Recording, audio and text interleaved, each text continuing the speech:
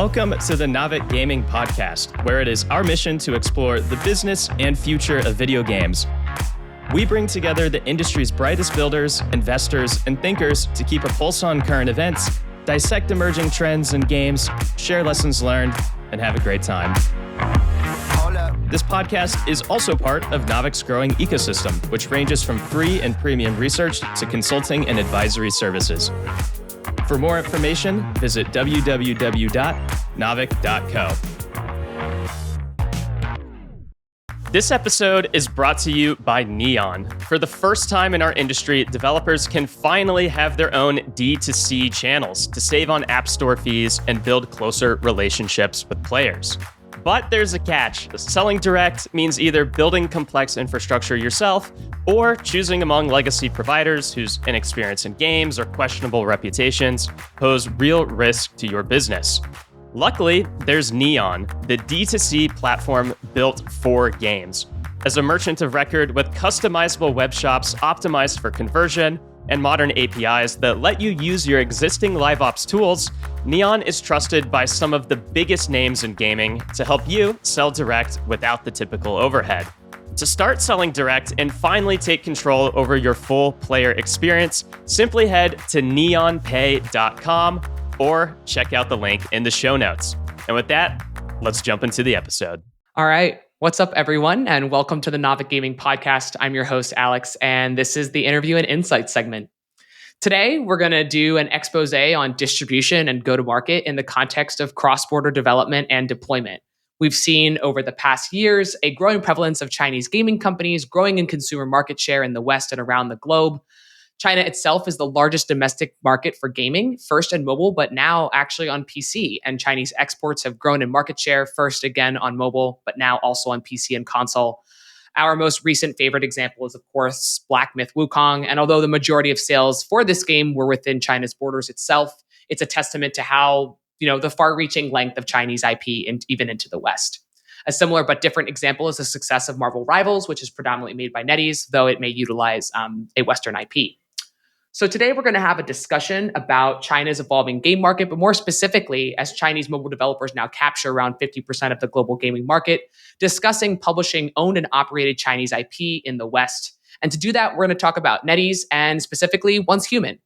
Once Human is a PC survival game developed by Starry Studio, a subsidiary of Netease that launched in July 2024 into early access on Steam to fairly acclaimed success. As a free-to-play live service game, it hit an all-time peak CCU of 231K and on average as the time of writing. And it hit around 20 to 30K CCU for rolling 30-day averages. About 1 week ago, Once Human launched a mobile version on iOS and Android. And this version is also cross-platform and cross-region. And so I'm delighted to welcome my guest today to talk about all of this. My guest is Derek Qiu, head of operations at the overseas market at Netease. He spent 4 years at Garena before joining Netease, where he focused on North America and US deployment of Netease properties. I'll have him tell a little bit more about himself later. But Derek, welcome to the show. Hi, thank you. Hi, Alex. Hi, everyone. Hello. It's amazing to have you in the studio today. I love that I got connected to you, and then I happened to be traveling out in Orange County, and then I actually met you in person when you were, I think it was your first week stationed at the Netease office in Irvine. Right. So how's it been? How's Orange County been treating you these past few months? My life is treating me well. Actually, there's nothing to complain about. The sunshine in California is amazing, and I'm really a beach person. So I enjoy my life here, and the work here is amazing as well. I have amazing colleagues, and also the team in China is very supportive to my job. So yeah, it's just awesome. a lot of things is rolling, and especially when we were trying to prepare our mobile launch. So many things happened, but since we just launched our mobile version, so life is gonna be hopefully life's gonna treat me better. Okay. Yeah. I figure it's probably been a really hectic time for you. And that's exactly what we're going to, talk about today. But I'd love for you to share a little bit about yourself, Sure. Where are you originally from and what makes you passionate about video games? Sure. So I actually grew up as a gamer myself. So I consider myself to be a very hardcore gamer. And especially when I was very young, when I was around 7 years old, at that time back in China to purchase computer is a very difficult thing, but I have a very amazing family to support me. So I started my journey back when I was 7 years old. And then along the way, computer games and all kind of the games are my soulmates, I would say. And what I'm currently doing is so I'm leading a global publishing and overseas strategy for What's Human at Starry Studio, and it's by Netease. And then over the past of a few years, I've been also deeply involved in the globalization of the Chinese developed games. So for this title is What's Human, and then my previous title was in Garena, which is called Free Fire. It's also a Chinese developed game, but publishing overseas. So I think my goal of life, or like my duty of my life, is to bring original IPs with strong development capabilities to players worldwide, and that game is developed by by a Chinese team, and that's where I come from. So I'm really excited to be here today to talk about our journey with One Human, and the challenges and the breakthroughs in global publishing, and how we're building a truly international player community. That's amazing. Well, first of all, I have never heard the phrase duty of my life, but I love that phrase, the duty of my life, and I am going to start saying that all the time. So I love that the duty, I love that. But okay, Once Human, right? Yes. I gave a little bit of an overview. Again, it was a PC title first, etc. But I would love for you to tell the audience about what Once Human is in a nutshell. Tell us a little bit about the game. What do players do? What genre is it? I'll leave it to you. Sure. So What's Human is a supernatural open world survival game, and it's set in a post-apocalyptic world contaminated by stardust. So as a player, you can explore diverse biomes, team up for combat, and build their own bases and choose your preferred playstyle. So we have both PvE or PvP through our flexible scenario systems. And our game, we aim to combine new weird aesthetics with immersive survival gameplay to create a living, evolving universe that resonates with players around the globe. Okay. And so basically, so it's supernatural. You're playing in there. It's a shooter, right? That's right. Yeah. And the PC version came out in July of 2024. And, I guess I kind of want to, and maybe this is maybe a bit from my own observation, but in border Eastern titles are usually built mobile first, and then they're adapted to Steam. So can you talk a little bit about the decision making here? This was a PC game, and then you recently launched the mobile version. Why was it developed for Steam first instead of mobile? So we choose a PC first. It's so the intention was to refine our core survival mechanics, combat systems, and high quality visuals. So PC players are very engaged in survival games and can provide immediate and in-depth feedback. So that's the reason, the initial reason why we developed our PC game first. And also our initial graphical fidelity and hardware requirements were better suited for PC players in the early stage. So yeah, and fortunately, on Steam, we reached over 200,000 concurrent players and tens of millions of downloads, which also validated the goal appeal of What's Human style. I see. Okay. So a lot of this was driven by, hey, we have this ambition to make this game. We think this will actually run better on this hardware.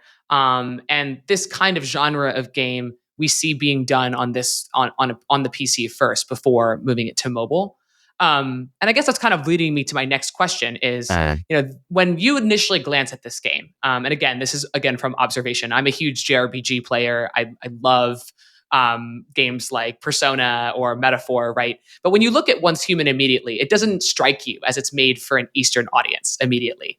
So I'm curious, was the intention to always make this game for the West first, or was this game initially on PC successful in China? So actually, to answer this question, it's kind of like very hard in general question to answer. So survival game is actually originated from the Western market, and then so so so that's the reason why of your observation, like why we are launching this game. Is it because we're targeting Western users?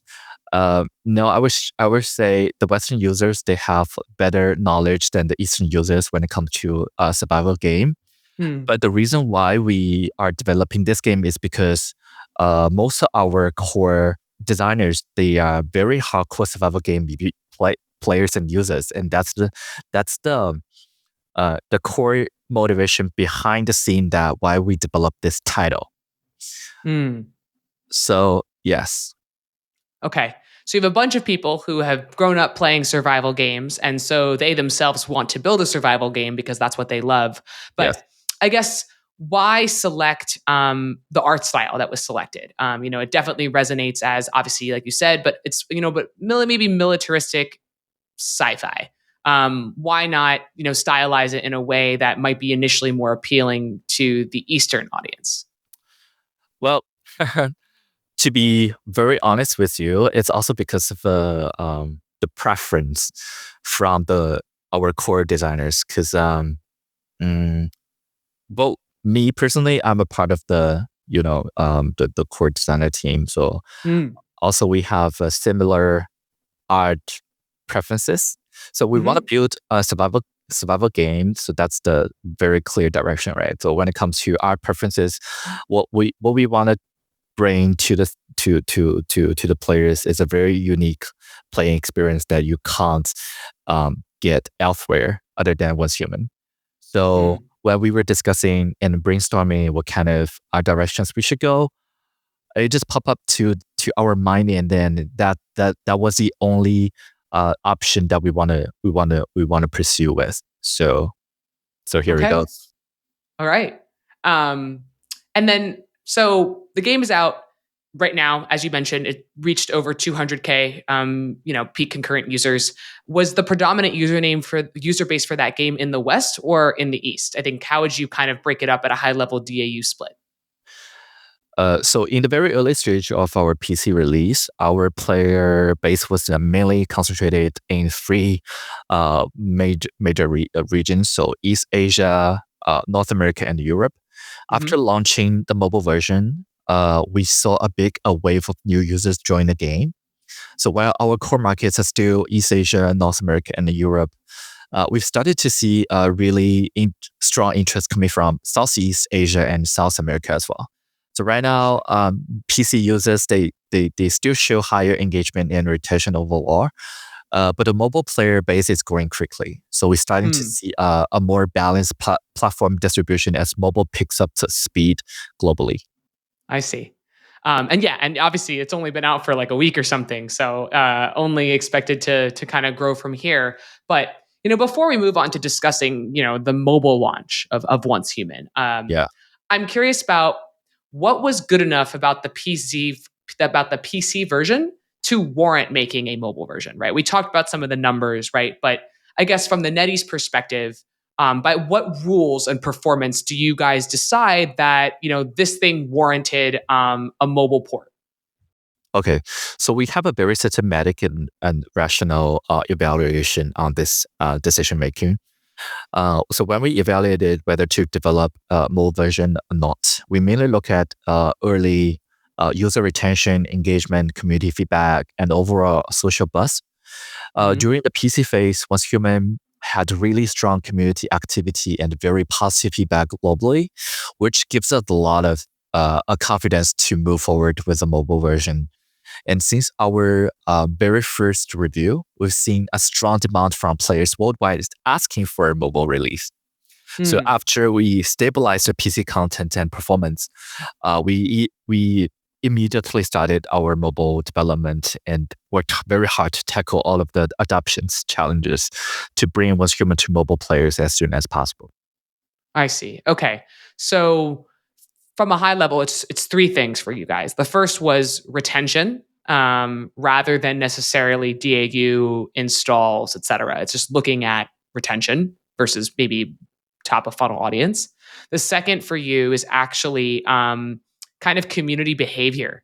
So people legitimately asking in a forum or asking on Reddit or asking on TikTok, for an actual mobile version of this game. And the third one was, generally like strong, I guess, review reception. That's right. All right. That's the systematic approach. And do you think that applies for how the kind of the gradient that Once Human was evaluated against? Or is that more like this is the rudimentary approach for all games, if you would want to bring them either mobile to PC or PC to mobile? Wow. I can only answer this question on behalf of Once Human or Starry Studio, right? So I think the model of how to come up with decisions should be always very systematic and rational. So as long as the decision making is legit and valid, I think it doesn't matter what kind of model you're evaluating, but that's the one we are implementing and using from our side. Okay, I see. Yeah. Probably very dependent upon product, upon studio. Okay, That's right. Cool. All right. So we've got some grounding for what Once Human is on the PC side, its performance, the rationale for why it was brought to, the decision-making process by which it was greenlit to be mobile. But I guess, you had and you kind of answered one of my upcoming questions, right? Which was people were asking for a mobile version. But now we're going to shift to the mobile launch of Once Human. But why did you bring this game to mobile versus something like console? Is the only reason that people were asking for it? So why did you think product market fit on mobile over console?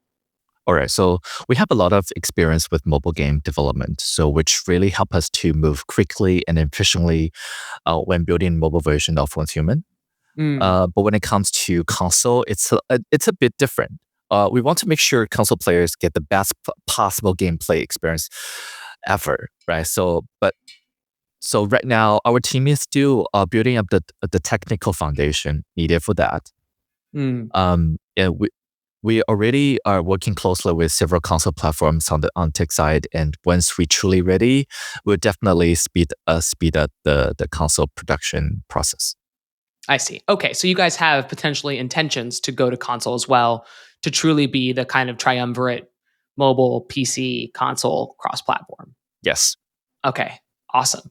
All right, so I'd love to start talking about the mobile launch of Once Human. It's been 1 week, and so we'll talk a little bit about how it's going. It seems like it's going very well so far. But the first thing that I wanted to say is, what changed about the game to bring it to mobile? I'm sure there were a bunch of things that needed to be done differently, from in-game monetization to controls. So I'd love for you to walk me through how you guys thought about adapting the title from PC to mobile. Mm-hmm. So firstly, it's we designed a completely custom UI and simplify the control logic specifically for touchscreens. So if you use an intuitive and very easy to play on mobile. Secondly, we kept a strong focus on localized monetization. We stick very firmly to no pay to win philosophy, meaning all purchases are cosmetic only, convenient, and totally there's no pay to win factors. And players they can compete based on their skill, but not how much they spend. And certainly, we paid a lot of attention to cultural sensitivity. We made sure to adjust certain visual elements and event name to better fit local cultures and social norm in different regions. And I would say, lastly but not the least, we set up dedicated servers in the US and Europe to help reduce lag issue and support community management in each language region. Okay, got it. So obviously some of the basics, right? First, establish servers. Second, change the control scheme for touchscreen. Make sure that it's appropriately localized by territory. But I think the most interesting change that I'd love to spend some time on here, or potentially the lack of change, is no really big differences in the business model on the monetization side. So normally when things go to mobile, there's often sometimes where you're switching Yeah. to be a bit more pay to win. Walk me a bit further through like why the PC SKU is, and the mobile SKU still are this free to play cosmetic only economy. I think how are you guys thinking about that from the business perspective, given the state of mobile today, the high cost per install, and having to balance that out with a player with that hopefully has high LTV. I think it's really related to the nature of the product. So by nature, this is a survival open world game. So by implementing any pay to win factors will sabotage the player experience. So that's from our side. So the very intention from the very beginning is not to bring any negative feedbacks to the players while they are playing game, because we want to build a game for fun, not just for monetization. I mean, monetization is important because it will support our long-term operation foundation. But it's just where we come from. So we a bunch of the, I would say a bunch of true believer and true gamer who want to craft a game to bring to a wider user groups all over the world, and then we want to have fun from from building this game. It's not purely because of we want to make money for survival, right? So that's where it comes from. So when we were evaluating the monetization model, actually, I was one of the core monetization designer behind of this. We had a very solid calculation model, so we could get an idea like how many users we need to get and how much they need to pay to make sure that our game can be profitable. So based on our cosmetic only like monetization model, our game can have a positive cash flow. So with this evaluation, so we are very confident to proceed with this direction. And when it comes from mobile version, comes from PC version to mobile version, we definitely cannot break our vow, right? So we want to bring the very genuine experience from what's human PC to mobile. So the question you are asking, yes, a lot of mobile games, they're quite high ARPPU centric. So they're pushing players to buy a lot of like expensive stuff, and they want to compete with their others with like pay to win factors. That's not what we want to do.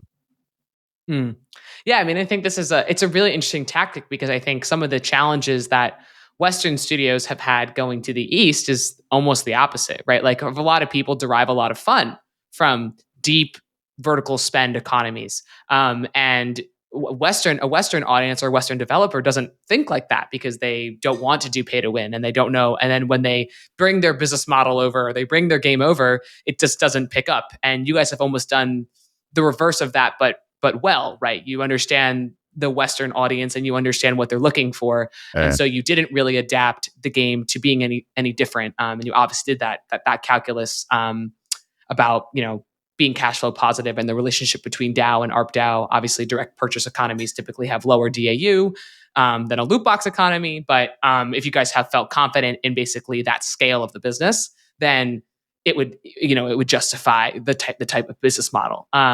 And so I wanted to ask a little bit about, what changed about the game to specifically bring it to the US territories. And this was probably one of them. But I know that you guys don't have a Western partner. You guys are distributing this yourself Yes. in the West.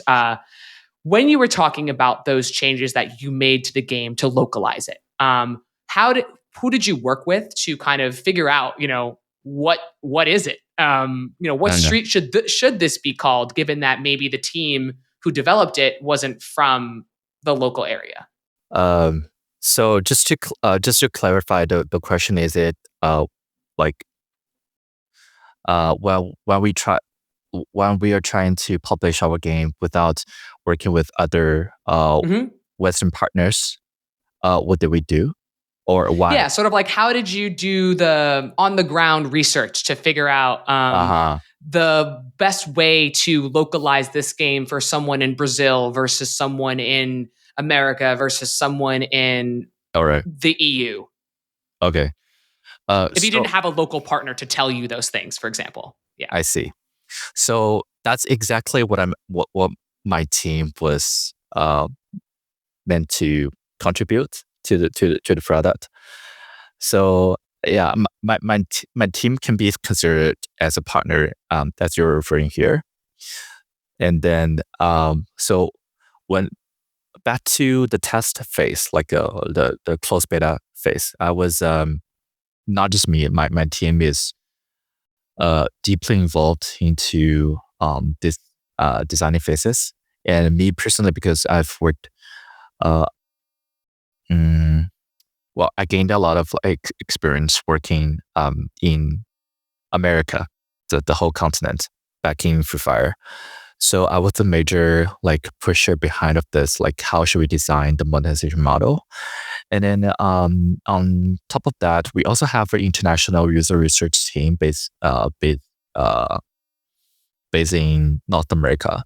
So that team also provides a very profound local perspectives on how should we make the changes, not just related to monetization, but also gameplay as well. And then apart from that, when we did closed beta tests, we also get a lot of feedbacks, and we got a lot of user research surveys from our players or from our test participants. They also provided a tons of invaluable suggestions to our to our product. So to combine all of the information all together. So that's how we decide like what kind of like the direction that we should customize to fit the local market. Awesome. Yeah. Okay. That makes sense. I think, as a lot of that research might be held in the distribution partner, but instead you guys were doing that internally. And it sounds like you did some very early testing with the correct markets to get feedback and to be able to adapt the game from those early wave of consumers. Okay. And so I want to talk a little bit about, performance. How's the game doing? You launched it about a week ago. My first question is this the outcome that you guys expected? I would say we dreamed about it, but it's not an actual goal. But overall, that we're very proud of that what we have achieved. Okay. I guess in that regard, I'm sure that there's some sort of total downloads target. There's some sort of ARPDAU target. I'm obviously not necessarily going to ask you to necessarily share. We can all check check App Annie or Data.ai and figure it out. But I want to spend more time and maybe talking about what surprised you about the past week and what are you learning right now? Given that it's 1 week into the launch, and what are you basically going to do next, given what has happened so far? I see. So I would say we definitely need a lot of more time to analyze user behaviors, because the mobile user behavior, they're very different from the PC user behavior, and also the monetization patterns, engagement metrics, to have a very truly objective picture of how the mobile version is performing. So that is that we're still at a very early stage to get the result. What surprises me is actually, that's within my expectation. But when I see that we reached the #1 download charts across 166 countries and regions, which is a huge milestone, especially for a survival game genre. That is very surprising. That's awesome. That's traditionally, it's more niche, right? So from our perspective, we believe and we think it's a very strong start.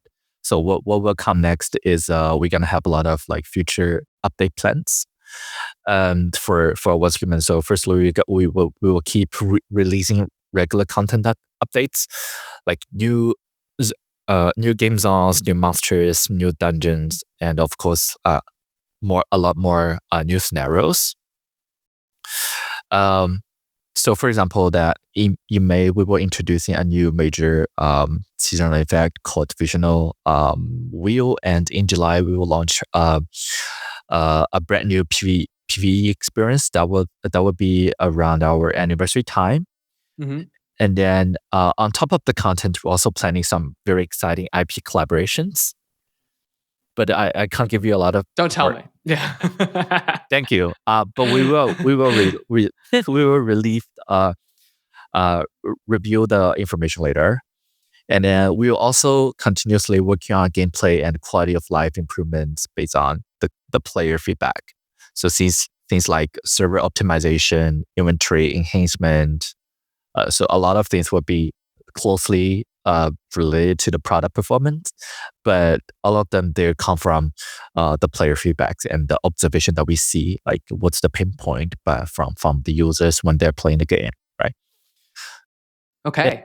Well, I mean, that is amazing. I think again, survival is not the I guess you wouldn't call it probably like a juggernaut genre. It's definitely a smaller and more niche, and so that's a huge congrats to you guys and the team for Thank you. Hitting those top charts in that many countries. I'd be curious if you guys have any insights between first where are the majority of your players coming from, and also the overlap between the PC version and mobile. You had said in the beginning of the podcast that a lot of people had made comments from the PC community that they wanted a mobile version. So do you feel like you are having the same audience from PC that's on mobile now, or is it completely and uniquely different? So I would say it's still a very early stage. But when we see from the PC, most of our players came from the East Asia, North America, and Europe, right? So after launching the mobile version, we saw rapid growth from Southeast Asia and South America as well. But it's still very hard to identify like what's a portion of landscape and versus the platform. I think it's still hard to say, and also the retention rate, engagement rate, they're quite different from the PC users and the mobile users, and then it will vary differently across regions, to be honest. So it's a very complex analysis model behind this. So in order to give you a very accurate statement, I would say it will take a longer time for us to analyze it. But from a very initial understanding that I'm seeing from the backend operation data, I would say still the PC players, their retention rate and engagement rate is higher than mobile version. And then so we will keep polishing. We will keep polishing our PC user game experience for sure. So that's a foundation of our game. Mm-hmm. And then in the meanwhile, we will polish and improve the mobile adoption for our mobile users. But yeah, this is a very dynamic and long-term development plan. I see. And both are obviously being done by Starry. How would you say is it split? Is the majority of is it like 50-50 supporting mobile versus PC, or are there you think more of the studios working on one or the other? I think we'll want to do both at the same time. That's what we are trying to to pursue, and that's why we are expanding our team here. So I wouldn't say 50-50. I think that the important level would be the same because they are all our Westreamer players. So okay, yeah. I see. All right. So that was talking a little bit about staffing and studio structure, and I actually want to switch gears a little bit to talking about navigating publishing in the West and structure and how you guys got it done. And we talked a little bit about how you got the research about how to localize this thing the right way. And you told me a little bit about the big beats for the game in the upcoming months. You might do some IP partnerships. You're going to have regular updates.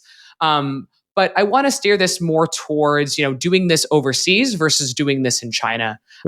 How is the LiveOps plan different? How have you designed it differently than what it potentially would look like if this game primary target audience was in China? So we've noticed that Western players really care about community communications. So we stay very active on platforms like Reddit and Discord to stay, close to them. And when it comes to live events, the cultural alignment is super important. For example, in the West, we prioritize things like Black Friday and Christmas, while in Asia, we will focus more on holidays like Chinese New Year and Mid-Autumn Festival. So it's not just about running events, it's about making them feel really relevant. We also take a more restrained approach to monetization in Western market. So the idea is to avoid anything that feels too aggressive. Instead, we focus on enhancing the experience with cosmetic items and fear engagement-driven systems. And I would say one big difference is how quickly Western players give feedback. It's often fast and very direct. So to handle that, we're the worst.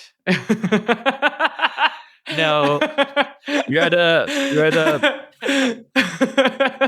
I would say you are the most honest one. So it's very valuable when it comes to the product improvement. So we need that sharp feedback. So so to handle that, we set up a very rapid internal response mechanism so we can sync our feedback and react quickly both within the team and within the community. I think that's the major differences between the LiveOps in Eastern and Western markets. Okay, got it. Yeah, all right. That's definitely some good context. And yes, in the West, I think gamers are a very brutal community, and they will absolutely tell you exactly what they think, and they will be disparaging about it. Which I guess, from the perspective of improving the product, is very, very useful. I would love to learn a little bit about you're running this onshore team here in Orange County, I guess. Yeah.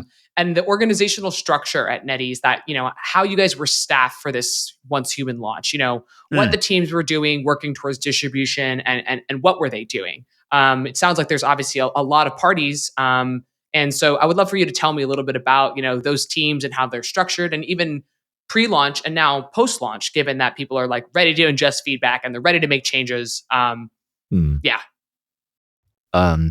So the project is led and developed by our core team at Starry Studio in China.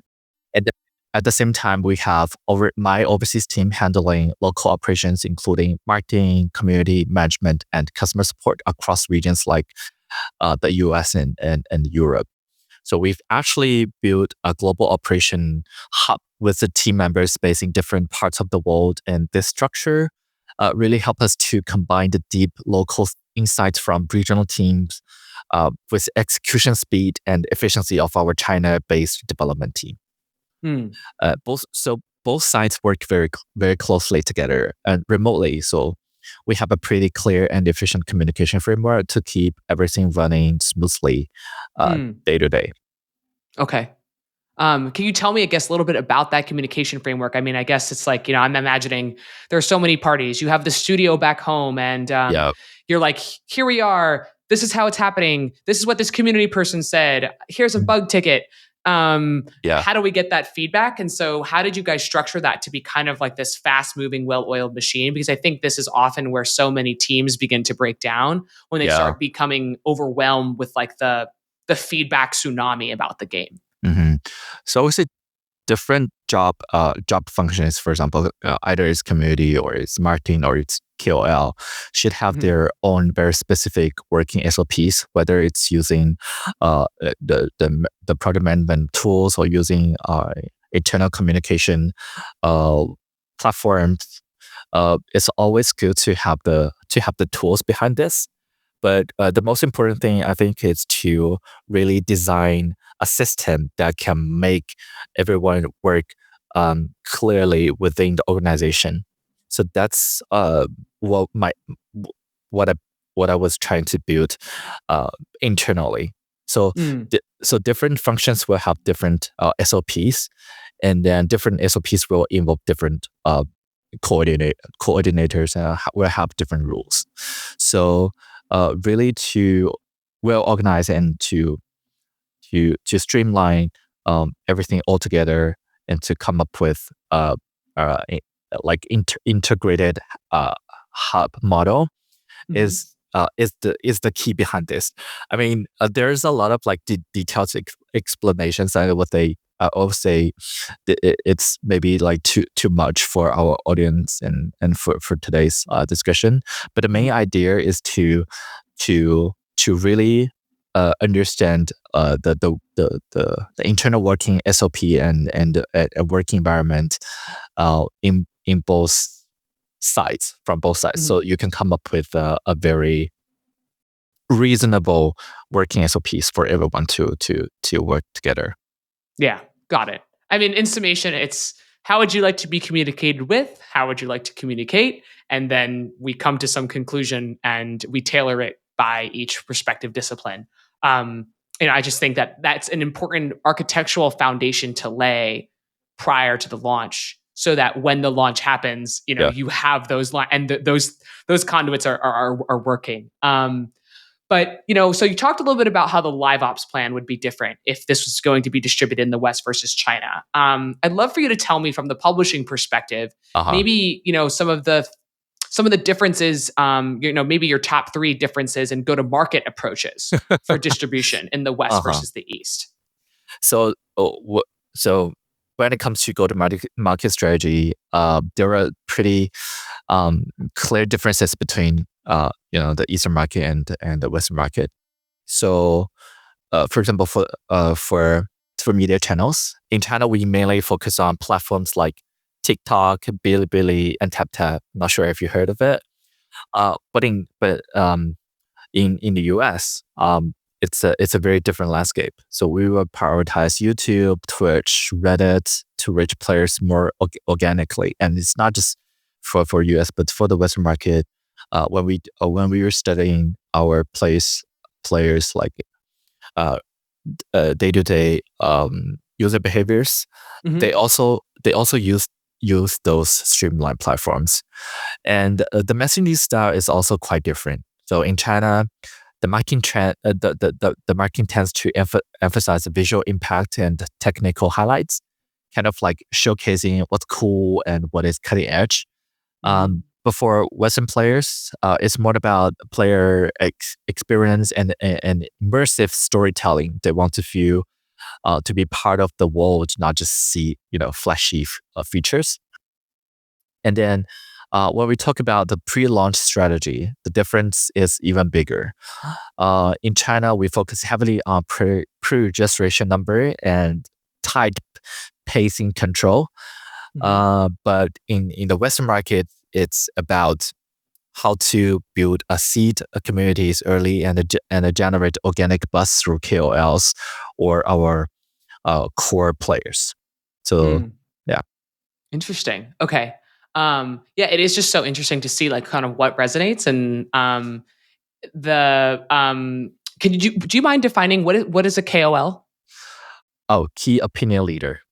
Oh, key opinion leader. Okay, got it. There we go. We just call those influencers. Okay.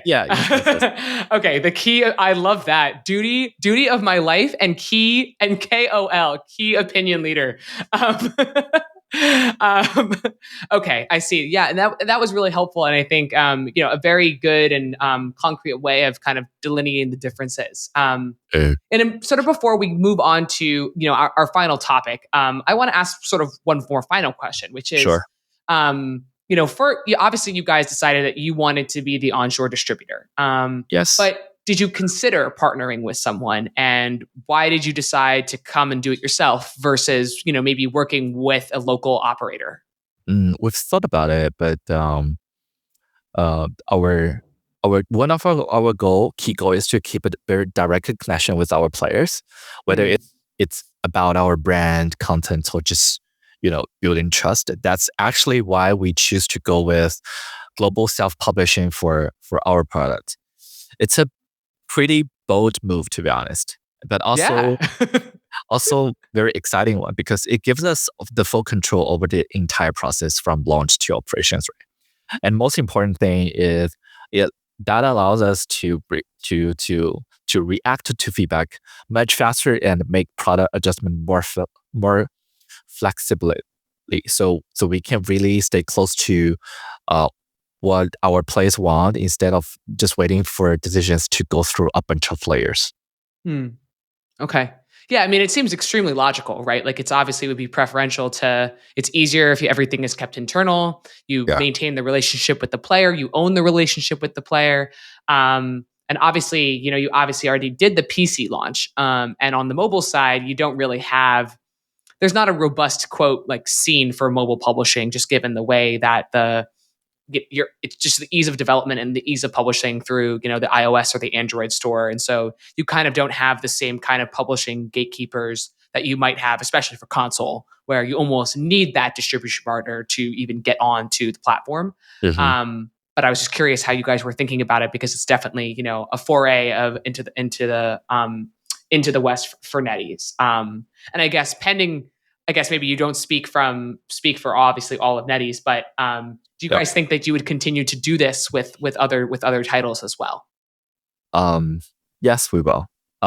With a valid product outcome proof to support our thinking behind this. I think right now we are quite confident on our overseas publishing capability, even though it's still at a very early stage. But we do see that from long-term run, it'll be very sustainable and very beneficial to the whole studio. Yes. Awesome. So yes. I see. All right. So I'd love to move on to our final topic, which is kind of about China's evolving game market, obviously from the once human perspective. But Sure.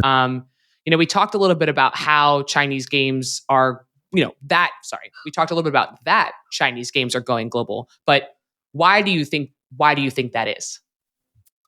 So from our perspective, right, still Starry Studio, we see tremendous opportunities in the global gaming market. Because we've observed that no matter where players are from, they share the same fundamental desire for fun, creativity, and meaningful gameplay experiences. So for us, global publishing it's not just an innovative experiment. It's actually a strategically improvement move. Our vision for any titles, not just limited to Once Human, is to grow it into a globally recognized original IP. So not just a single game, but a brand with long-term creative and cultural value. So that's the reason behind this. I see. Yeah, and I guess I think that from the Starry Studio perspective, what do you think is maybe China's development strength that you guys are trying to bring, and like how does Once Human embody maybe that development strength? Obviously, there are some regions that are better at making mobile games, and some regions that are better at making PC console. What's your perspective on China's development strength and how that applied to Once Human? So we leverage our team's experience in fast iteration, systemized production, and efficient execution to deliver high quality development at a strong pace. So those three are the key pillars behind this. At the same time, we remain highly open to global best practices like immersive storytelling, community engagement, and innovative gameplay design, and actively integrated them into our development process. So it's really about combining execution efficiency with creative flexibility, and that's been a big part of our success so far. Interesting. Yeah. I think the perspective on iteration is also very critical, right? It's like how to iterate fast and how to make those changes very, very quickly. I think that's definitely something that in the West, there are some AAA studios that are struggle to do that. Won't name any names, but there are some people that move a little slower than others, and obviously don't have the same kind of community integration with feedback loops. And so, I think it's very interesting to hear, and see different styles of production being done all across the world. It's obviously all games, but different routes to success. Okay. Given your experience from this from Once Human on the PC side and the mobile side. Do you have a recommendation, I would say, for our audience for effective collaboration between the East and the West? What is like the definitely don't do and definitely do best practices? So so the goal is to make sure that the game can be published like successfully in both Eastern market and the Western market, right? Mm-hmm. Yeah, and like how you can collaborate and coordinate between the two. So those suggestions they are for the Western audience, right? Yeah. Okay, so I think the first one is to the do is to actually to build up a international hub that that they can fully understand what's the type, like what's the cultural differences between Eastern market and the Western market. That hub is not just for user research, like providing user insight, but also it's very important to have a communication bridge between those two teams because the working style might be a little bit different. And when it comes to data communication, it might be different. So to have a very international, open-minded team implemented into the whole big organization, it's very important. So that's definitely a do. No do is I'm not sure if I can say this, but don't be too stubborn. So I mean, look at the gaming industry right now. There's something that we can learn from the Eastern market, and then something that we can learn from the Western market, right? So the very important thing is that when we are trying to build up the production roadmap, always consider the advantage from both sides.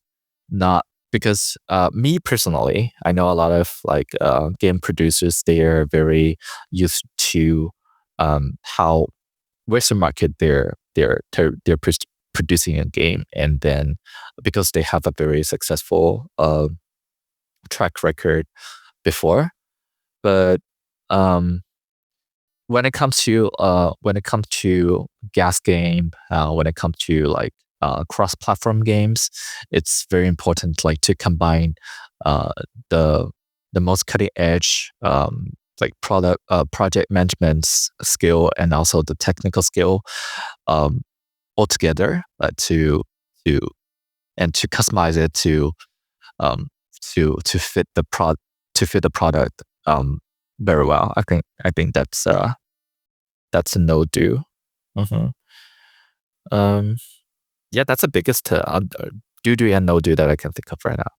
Yeah, well, they're rather actually very complementary. One of them is about understanding and doing your research and knowing what knowing what players want in XYZ region, and the other is about, well, don't be too stubborn to do things the only way that you've done them before, and be open-minded to having a different perspective or building something different, which I love.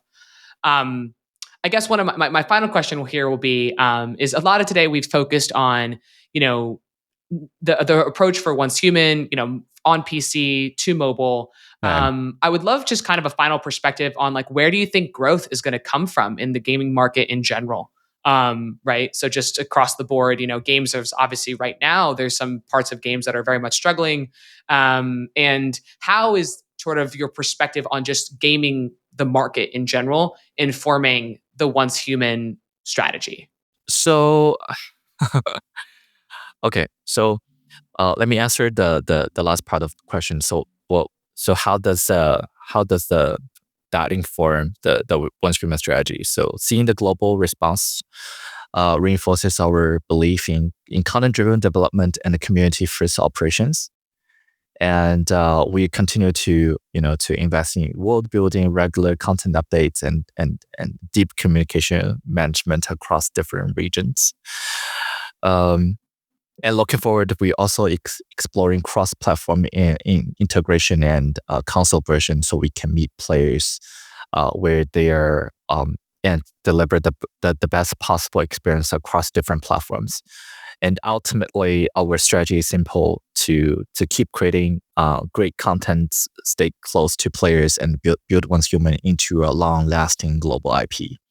So that also answer your first question, like where is the growth coming from? I think right now the gaming industry is segmented into different categories. So for games like us, we are survival. We have different tags. We're survival game, shooting game. We are open world. We are sandbox game. So you can find a very niche market and to have a vertical like a growth to attract your core users. I think that's very important. So you gotta figure out what is really your product about and where are your key users, because right now on the market, I don't believe that when you're publishing a very well polished game and it's very fun, super fun, you will be like worry about your users. It will not happen as long as your gameplay is valid, as long as your game like quality is valid. You just need to understand and you just need to figure out who will be your target audience and how to retain them and how to improve the product in a long-term run based on how to listening to their feedbacks. So this is a whole loop, right? Yeah. So that's where the growth come from. I think it will come from a more segmented and more vertical categories. Yeah. So yeah, just don't be too ambitious. Like I want those players, I want that players, I want everyone. And then in the end, when you're trying to do like product improvement, you have no idea like which direction we should go. Yeah. No, I think that makes sense. And I think we've seen a trend, right? I think what you're also speaking to is just a trend of hyper localization and hyper segmentation, of creating something very unique for maybe just a segment of the audience, right? And then from that tiny little segment, then potentially you can grow versus going for this big global game, everything, everywhere, all at once. And so I think that perspective is really valid and appreciated. But thank you, Derek, we're kind of coming to the end of our episode here, but just want to thank you so much. This has been awesome. Learned so much about kind of the approach and the experience that you guys have learned from, navigating publishing on PC and navigating publishing on mobile in the West. Any final words before we sign off today? I would say I'm still very confident on the future gaming industry, and thank you so much for spending time with us, and highly appreciation to you, Alex, to invite me here. Yeah, of course. Well, thank you so much, everybody. This was a pleasure. It's amazing, and as always, friends, if you have feedback or ideas, hit me up at alexandra@naavik.co. I'm always open. And with that, that's our episode. See you next time. Bye, everybody. Bye. If you enjoyed today's episode, whether on YouTube or your favorite podcast app, make sure to like, subscribe, comment, or give a 5-star review. And if you want to reach out or provide feedback, shoot us a note at podcast@naavik.co or find us on Twitter and LinkedIn. Plus, if you want to learn more about what Naavik has to offer, make sure to check out our website, www.naavik.co. There, you can sign up for the #1 games industry newsletter, Naavik Digest, or contact us to learn about our wide-ranging consulting and advisory services. Again, that is www.naavik.co. Thanks for listening, and we'll catch you in the next episode.